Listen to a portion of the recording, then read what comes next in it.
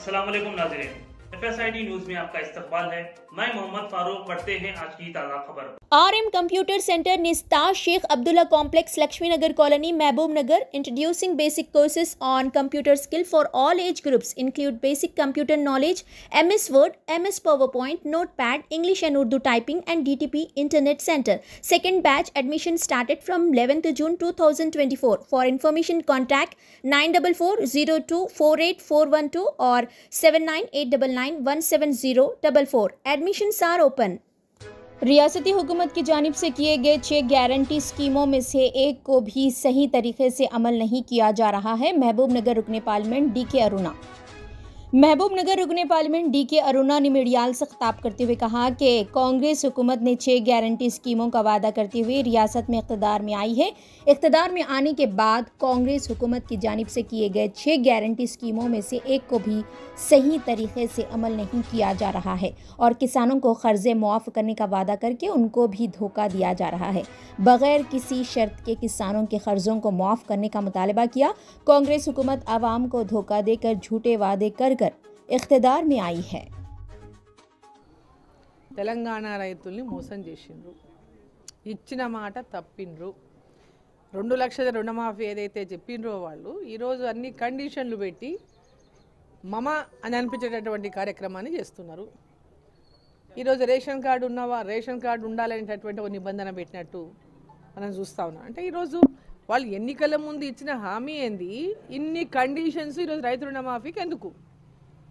ఇచ్చిన హామీని నెరవేర్చుకోవడానికి ఆగస్టు 15 అన్నారు।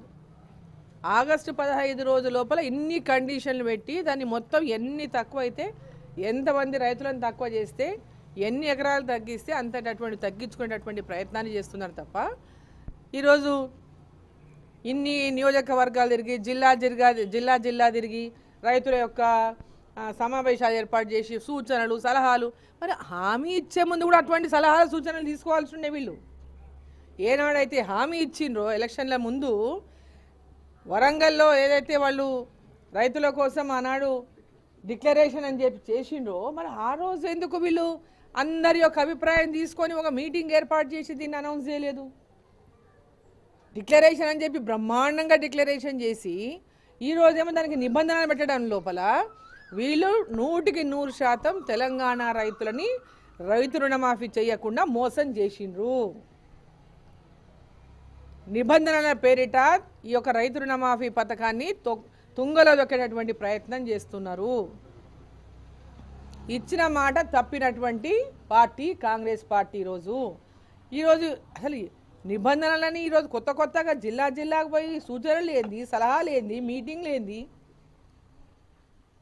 ఎన్నికల ముందు ప్రతి ఒక్కరికి రుణమాఫీ వర్తిస్తుందని చెప్పి 2018 తర్వాత వర్తిస్తుందని,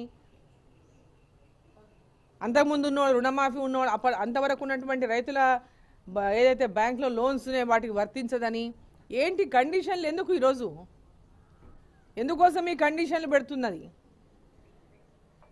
ఈ రాష్ట్ర ప్రభుత్వము దివాలా తీసింది, అప్పుల కూరుకుపోయింది, అబద్ధపు హామీలు ఇస్తుందనని ఆ రోజు భారతీయ జనతా పార్టీ పదే చెప్పినా ప్రజలు వీళ్ళు ఇస్తారు 2 లక్షల రుణమాఫీ అనేటటువంటి మాటను నమ్మి ఓట్లేసిండ్రు। ప్రజల్ని ఈరోజు ఓట్లు వేయించుకొని మోసం చేస్తూ ఉంది కాంగ్రెస్ పార్టీ।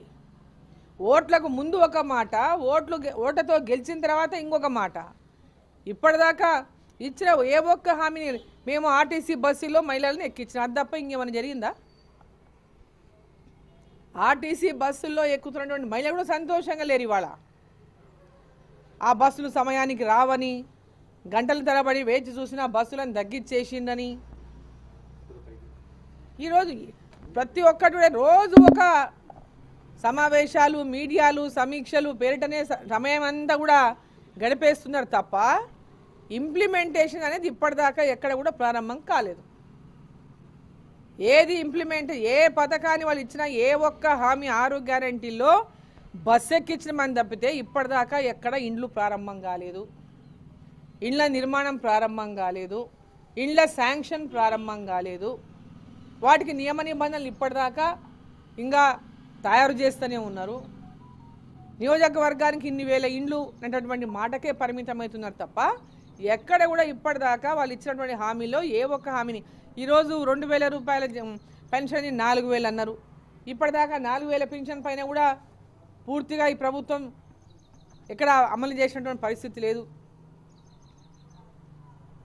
ఇట్లా కేవలం మాటల గారడీతోనే ఈరోజు ప్రజల్ని రేవంత్ రెడ్డి గారు ఈరోజు ఉన్నట్టు కాంగ్రెస్ ప్రభుత్వము ప్రజల్ని తెలంగాణ ప్రజల్ని మోసం చేస్తూ ఉంది. ఇచ్చిన మాట నిలబెట్టుకోవాలి. ఆ రోజు ఏదైతే 2 లక్షల రుణమాఫీ అనేటటువంటి మాట చెప్పి ఓట్లు వేయించుకున్నారో, ప్రతి రైతుకు అనేటటువంటి మాట మాట్లాడినరో, ఆ రోజు భారతీయ జనతా పార్టీ పక్కాగా చెప్పింది రైతులకు ఏ విధంగా రుణమాఫీ చేస్తామనేటటువంటి విషయంలో కానీ, అదేవిధంగా వాళ్లకు ధాన్యం విషయంలో వారికి బోనస్ విషయంలో కానీ గిట్టుబాటు ధర విషయం ఒక స్పష్టమైనటువంటి హామీ ఇచ్చినాం.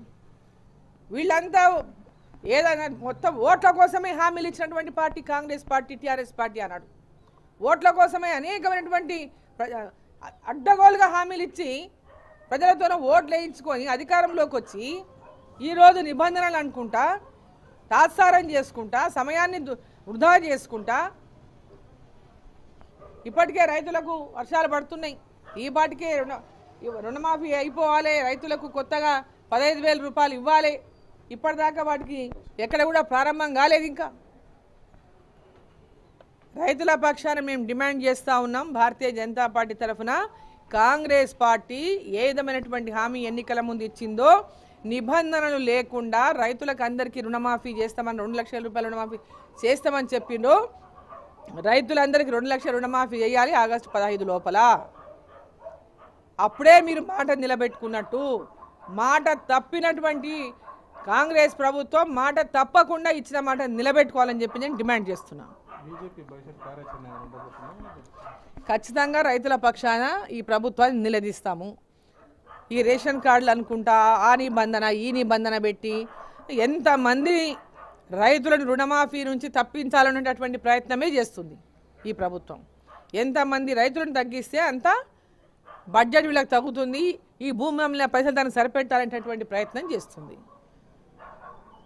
ఏదో అప్పులు తీసుకొచ్చుకొని దాన్ని తీసుకొచ్చుకొని పథకాలకు పెట్టేసి ఏదో లోకల్ బాడీస్ లోపల ఏదో రకంగా మళ్ళీ మోసం చేసి లోకల్ బాడీస్ అని గెలుచుకునేటటువంటి ప్రయత్నం చేస్తుంది. సో ప్రజలందరినీ రైతుల పక్షాన భారతీయ జనతా పార్టీ పూర్తిగా రైతులకు అండగా ఉంటుంది. ఈ రాష్ట్ర ప్రభుత్వం కాంగ్రెస్ ప్రభుత్వం ఎన్నికలకు ముందు ఇచ్చినటువంటి మాటలన్నీ కూడా ఇచ్చిన మాట నిలబెట్టుకోవాలా. వాటిని నిబంధనల పేరిట తూట్లు పడతాను ఇంకా చూస్తే భారతీయ జనతా పార్టీ ఊరుకోదు. अगर आप हमारा ये वीडियो YouTube पर देख रहे हैं तो सब्सक्राइब करना ना भूलें और बेल आइकन दबाएं। और अगर आप हमारा ये वीडियो Facebook पर देख रहे हैं तो पेज को लाइक करें और फॉलो करें।